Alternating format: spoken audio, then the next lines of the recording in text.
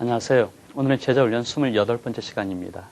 우리가 영적으로 성숙하기 위해서 많은 훈련들이 필요한데 그 가운데 한 가지 책을 통해서 얻어지는 유익을 함께 나눴으면 좋겠습니다. 독서라는 것이 무엇일까? 사람들이 많은 얘기를 할 수 있는데 한번 우리 생각을 정리해 봤으면 좋을 것 같아요. 어떤 한 변호사가 청송 교도소에 면담을 갔습니다. 한 40대 초반에 이제 죄수를 만나게 돼서 변호하게 되는데 봤는데 얼굴이 기대했던 거하고는 틀린 겁니다. 아주 평화롭고 그리고 뭐 범죄를 저지를 것 같지 않은 그런 사람이에요. 그래서 사실은 그 사람은 27년 동안 교도소에, 27살, 그러니까 지금 한 14, 15년 동안 교도소에서 있는 사람이거든요. 아주 궁금했습니다. 그래서 물어봤어요. 그동안 당신 15년 동안 교도소에 있는 동안에 어떻게 살았는지 참 궁금하다. 한번 얘기해봐라. 그러던가 이제 죄수가 지난달을 회상을 해보다가 얘기를 하죠. 사실 제가 처음에는 너무나 속상하고 억울하고 화가 나가지고 날뛰었습니다. 그래요. 처음엔 독방에 갇혀가지고 단절되어 있으니까 견디기 힘들잖아요. 맹수처럼 울부짖고 그랬었다고 그래요. 밤엔 잠도 오지도 않았고 또 의욕도 없고 식욕도 없고. 근데 마침 맞은편 감방에 있는 한 죄수가 눈에 들어왔는데 그 죄수는 강도를 한 사람에서 중형을 받았는데 근데 이상하게 똑같은 상황인데도 아주 편안하게 지내는 겁니다. 항상 밝고 명랑하고. 근데 가만히 봤더니 그 죄수는 도서관에서 책을 빌려다가 밤늦게까지 책을 읽어보는 겁니다. 그러고는 또 새벽같이 일어납니다. 아, 신기하다. 그래가지고 이제 매력이 호감이 가니까 접근을 했어요. 그래가지고 서로 이제 얘기를 나누게 됐습니다. 그랬더니 서로 이제 친한 친구가 됐죠. 그런 어느 날 그 상대편 이 죄수가 얘기합니다. 당신도 책을 한번 읽어봐라. 그래서 이제 도서관에서 책을 빌려봅니다. 세계 문학 전집 읽는데 생각이 많아지는 거예요. 복잡해요. 어떤 날에 성경책도 읽어봤습니다. 그랬더니 그게 들어오지도 않아요. 하지만 어떡합니까? 무턱대고 읽어버린 거죠. 그러니까 책을 하나, 둘 읽다 보니까 안정감을 느끼게 된 것입니다. 그랬더니 이제 죄수가 또 한 번 얘기하죠. 이제 당신 책을 읽는데 이제 생각을 좀 바꿔가지고 내 입장이 아니라 상대방 입장, 피해자 입장에서 한번 생각을 해봐라. 그렇게 얘기를 합니다. 그랬더니 생각이 좀 달라지는 거예요. 그리고 생각을 좀 더 한다면은 그 사람들 위해서 기도를 해보아라 하는 그런 권면을 했습니다. 얼마 전에 이 세계사 책을 이렇게 시리즈로 읽는 걸 15권을 읽었답니다. 읽다 보니까 그 책 속에는 수많은 역사적인 사건들이 있는데 옛날에는 죄를 지으면 그냥 사형이 된 거죠. 그 직결심판이라고 그럽니까? 그러니까 내가 지은 줄을 생각했더니 나는 이미 죽을 수도 있는 사람이었다 하는 생각을 갖게 된 거예요. 그러면서 아하 하면서 자기를 이제 바라보게 된 것이죠. 그래서 이렇게 살게 된 것은 다 세상이 잘 돼서 그런 것이지 내 탓이 아니구나 하고 고마운 마음이 들면서 공부를 시작했답니다. 학교도 안 되는 사람이니까 초등학교, 중학교, 고등학교 그 과정을 마쳐서 검정고시를 시험을 봤어요.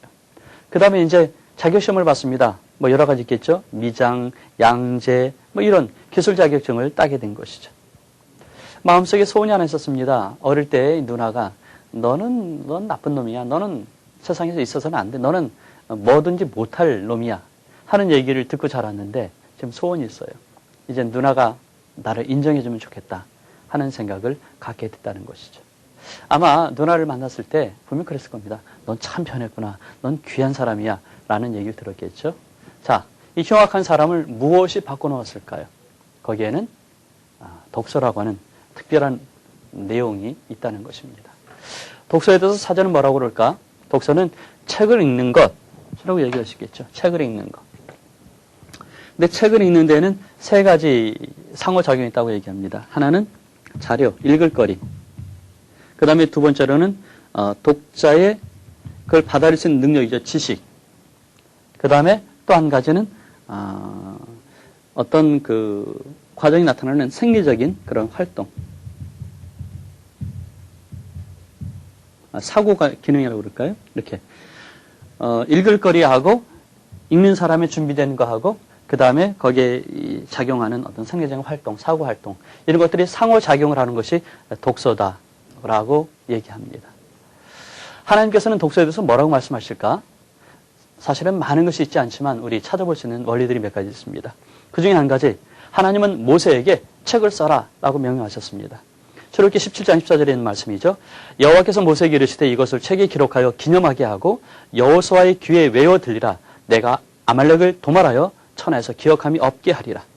하나님께서는 당신 하신 사역을 모세, 여호수아, 이스라엘 백성 전승되기를 바라셨다고 하는 얘기죠. 또 예레미야 30장 2절에도 말씀하십니다. 예레미야에게 하나님 하신 말씀이죠. 너는 두루마리 책을 취하여 내가 내게 말하던 날 곧 요시아의 날부터 오늘까지 이스라엘과 유다의 열방에 대하여 내게 이른 모든 말을 그것에 기록하라. 책에다가 두루마리 책에다 써라. 그렇게 얘기하는 거죠. 왜 하나님은 책을 쓰라고 하셨을까? 하나님 우리에게 성경책을 주셨는데 성경을 주신 이유는 뭘까요? 성경이 가지고 있는 아주 중요한 의미들이 있습니다. 책으로 기록하면 첫째, 오래 보존이 된다는 거죠. 한 사람이 아닙니다. 시대를 거슬러 올라가서 1년, 10년, 100년, 1000년 이게 계승되는 거죠. 모세의 기록을 통해서 지금 우리는 3500년 전에 있었던 일들을 보게 됩니다. 물론 그 전에 역사 이전의 모습도 볼 수 있죠. 기록 이전의 것들도 우리는 알 수 있습니다. 그 다음에 또 한 가지는 널리 전달된다는 것이죠. 바로 나와 만나는 사람뿐만 아니라 내 기록을 통해서 더 멀리 있는 사람들을 보잖아요. 예를 들어 어떤 책들은 뭐 50만 권 또는 뭐 100만 권, 1000만 권 팔리는데 그게 50개국 이렇게 널리 번역이 돼서 나갑니다. 아주 엄청난 효과가 있다는 것이죠. 책이라는 것은 그렇게 담을 수 있는 능력이 있습니다. 하지만 또 있을 겁니다. 책이라는 것은 어떤 그 사실을 아주 선명하게, 분명하게 보존해 준다는 것입니다. 하나님께서는 책을 참 귀하게 여기셨어요. 자, 그런데 신약에 사도 바울의 모습을 볼 수 있습니다. 사도 바울의 모습을 보면서 우리가 몇 가지 것들이 있는데, 자, 그러면 하나님의 일꾼들이 책을 귀하게 여겼던 그 이유는 뭘까 하는 것이죠. 잠언 1장 1절부터 5절을 보면 책은 뭐냐면 지혜와 훈계의 도구로 사용되었습니다. 가르치는 것으로. 다윗의 아들 이스라엘 왕 솔로몬의 잠언이라. 이는 지혜와 훈계를 알게 하며 명철의 말씀을 깨닫게 하며 지혜롭게 의롭게 공평하게 정직하게 행할 일에 대하여 훈계를 받게 하며. 그래요. 에스라서 7장 6절 10절에 보면 이런 말씀이 있습니다. 이 에스라가 바벨론에서 올라왔으나 저는 이스라엘 하나님 여호와께서 주신 바 모세의 율법에 익숙한 자로서 그 하나님 여호와의 도우심을 입음으로 왕위에 구하는 것은 다 받는 자더니. 근데 이 학사 에스라가 뭐냐면 율법에 익숙한 사람이었죠. 그러니까 하나님의 율법을 가르치는 도구로 책이 사용됐다는 것이죠. 또 있습니다. 녹음 1장 1절 이하에 보면 누가가 데오빌로 각하에게 글을 보냅니다. 편지를 보내죠. 왜냐하면 예수가 누구신가 구원의 도를 가르치기 위해서 그렇게 한 것이거든요. 더 나아가서 디모데서 4장 13절에 보면 사도 바울의 얘기가 나옵니다. 내가 올 때 내가 들어와 가버의 집에 둔 겉옷을 가지고 오고 또 책은 특별히 가죽 종이에 쓰는 것을 가져오라. 사역을 하는 데 있어서 책은 아주 중요하다는 것이죠. 사도 바울이 이동을 합니다. 근데 급하게 이동하면서 놓고 온 게 있었어요. 그래서 디모데에게 부탁을 합니다. 너 올 때 내 겉옷이 필요하다. 추우니까. 하지만 뿐만 아니라 가죽 종이 두루마리에 적은 그 책을 가져와라. 그래서 바울에게도 책은 아주 중요한 도구가 됐다는 것이죠. 성경에서 이러한 것을 이야기하는 뿐만 아니라 우리에게는 책이 줄 수 있는 많은 유익들이 있습니다. 특별히 영적인 변화를 위해서, 성숙을 위해서 우리에게 주어지는 그런 기능들이 있다는 것을 우리 기억했으면 좋겠어요.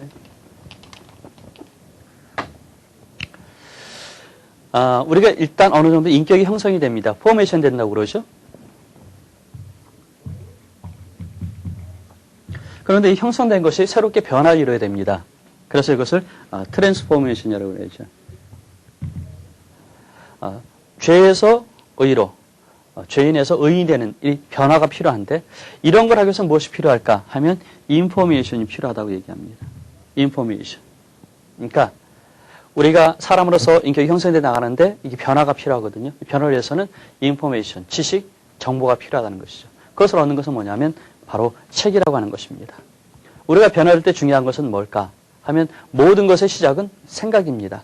생각을 변화시키는 것이 필요하거든요. 그래서 생각을 변화시키는데 이것은 독서가 중요한 역할을 한다는 것이죠. 그래서 우리는 독서를 통해서 마음속에 나의 부족을 발견합니다. 이걸 거룩한 불만족 할 수 있습니다. 나는 모르는 게 너무나 많구나. 난 이걸 알아야 되겠어. 해서 자기를 발견한다는 얘기죠. 독서를 통해서 우리가 영적인 의지력을 키우기도 합니다. 독서를 통해서 새로운 지식을 얻게 되고 변화되고 성장하고 성숙할 수 있거든요. 그래서 우리가 사실 할 수 있으면은 일을 열심히 하는 것도 중요하지만 우리 책상에다가 우리 그 방문에다가 붙이면 좋겠어요. 나는 공사 중이다. 그러니까 건드리지 마라. 나 공사를 계속할 것이다. 하는 마음을 가지고 독서하는 것이 필요하겠다라는 생각을 가져보게 됩니다. 자, 그럼 이런 독서를 우리가 어떻게 할 것인가 하는 생각을 한번 해봐야 되겠죠? 독서를 어떻게 할 것인가 하기 전에 우리 한번 더 물어봅시다. 왜 우리는 독서를 해야 될까 하는 생각이 있겠죠? 그래서 독서를 하는 것에 대해서 뭐 많은 동기들을 얘기할 수 있겠는데 이런 몇 가지가 있습니다. 독서라는 것은 일반적으로 풍부하고 정확한 어휘를 습득하게 합니다. 책을 많이 읽으면 어휘를 많이 알게 되죠. 그 다음에 독서를 하게 된다면 어떤 그 언어를 이 단위별로 해가지고 의미를 파악할 수 있습니다. 단어에 담겨있는 그런 의미들을 파악할 수 있습니다. 그 다음에 독서를 하게 되면 어떤 주제를 알게 되거든요.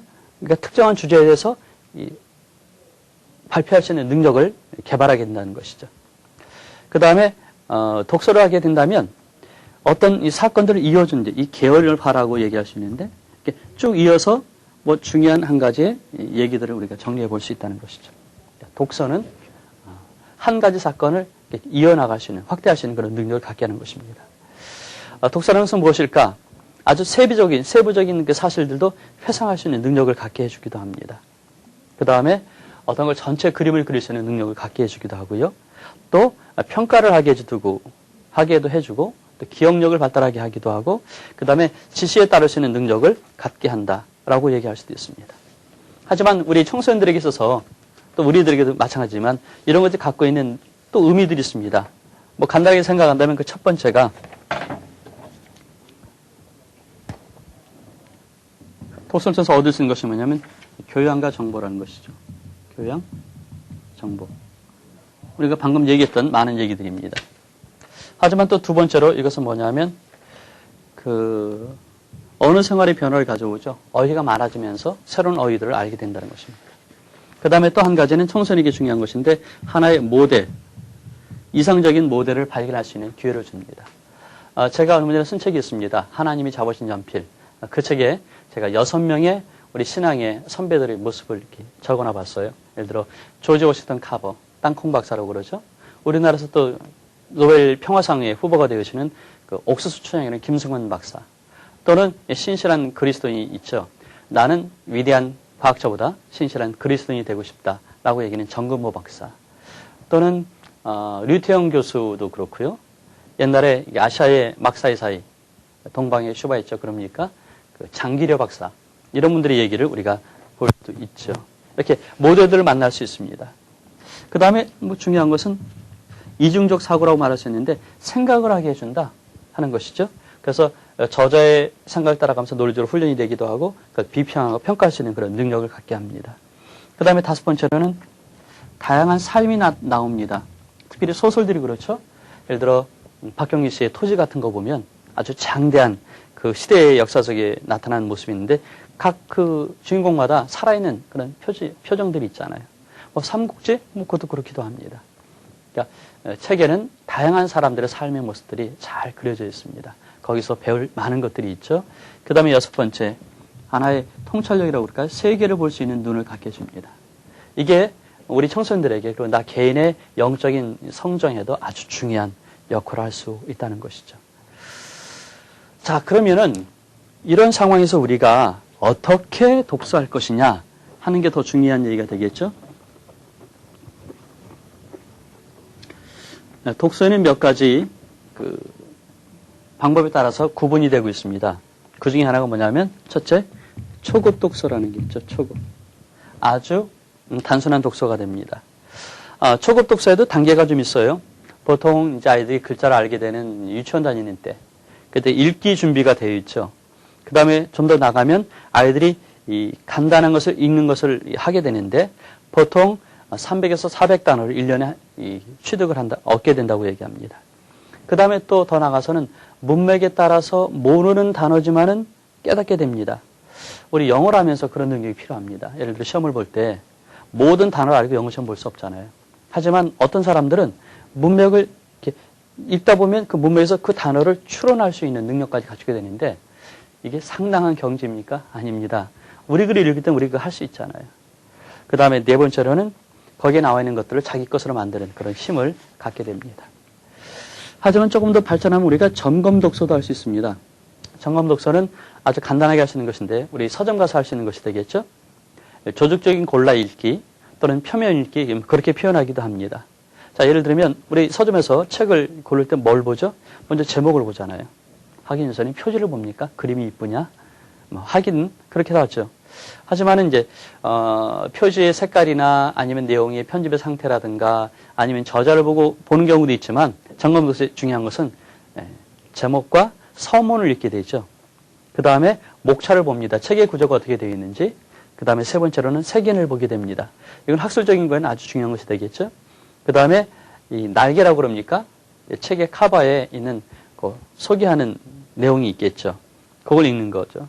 그 다음에 다섯 번째로는 이 책 가운데 가장 중요한 부분이 어딘가 그걸 딱 뽑아가지고 거기를 살짝 읽는 겁니다. 그 다음에 마지막 여섯 번째로는 군데군데 읽는 겁니다. 띄엄띄엄. 그러다가 마지막에 2, 3페이지를 읽어나가는 것. 이게 점검 독서가 될 수 있습니다. 이것도 우리가 하나의 기능으로서 익혀야 될 부분이 될 수 있죠. 자, 그 다음에 이제 세 번째 제대로 읽는 것인데 분석 독서라고 하는 게 있습니다. 분석한다는 것. 분석 독서에도 뭐 몇 가지 그 단계들이 있을 수 있는데 첫째로는 책이 어떤 내용인가 전체적인 구조를 볼 수 있는 그런 능력을 갖게 됩니다. 그래서 이 책이 어떤 책이냐, 이 책의 구조는 어떤가, 그 다음에 저자가 문제로 삼고 있는 것은 무엇인가 하는 걸 발견하는 것이죠. 더 나아가서 이제 해석도 합니다. 이 저자가 사용하는 단어는 어떤 특징이 있느냐, 이거 아주 중요한 것이죠. 저는 이제 번역을 해봤었는데 번역할 때 이게 아주 중요한 것 같아요. 저자의 문체를 이해하는 것 상당히 중요합니다. 그 다음에 이 책에서 중요한 단어가 무엇인지, 키워드죠. 그 다음에 이 저자가 말하고자 하는 그 중요한 명제가 무엇인지, 그 다음에 이 저자는 어떤 걸 주장을 하는가. 그러니까 명제를 내세우기 위해서 증거가 되는 자료들이 있는데 그런 자료들은 무엇인가 하는 걸 보게 되는 거죠.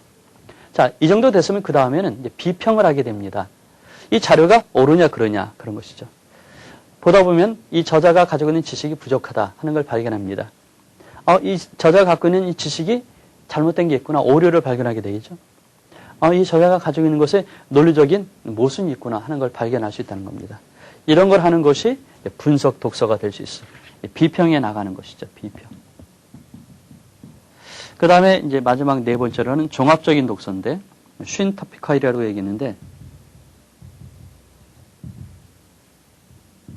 이 쉰이라는 것은 헬라어로는 함께라는 뜻입니다. 여러 개. 그래서 한 주제에 대해서 여러 가지의 책을 읽는다. 그런데 논문을 쓸 때 주로 하는 겁니다. 예를 들어 사랑, 그러면 사랑에 대해서 책을 몇 가지 함께 놓고 이제 사랑의 전체적인 모습을 보는 거죠. 하나만 보면 편향이 될 수 있습니다. 그래서 여러 가지를 본다는 것이 상당히 중요하죠. 논문을 쓰려면 보통 한 50권 또는 이제 100권 정도의 단행본들을 우리가 참고하게 되거든요.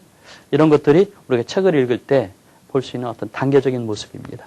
자, 우리는 어디까지 갖고 있을까요? 초급 독서입니까? 그렇다면 단순한 걸 넘어가서 분석까지 가는 노력이 좀 필요합니다.